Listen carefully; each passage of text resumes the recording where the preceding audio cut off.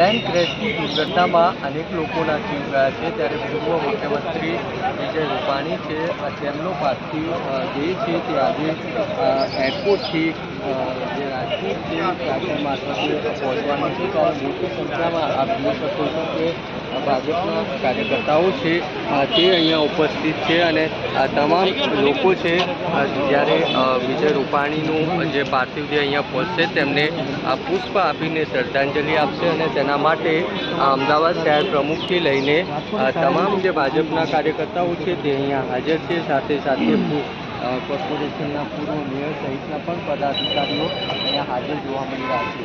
પોલીસનો પણ ચુસ્ત બંદોબસ્ત છે તે ગોઠવવામાં આવ્યો છે।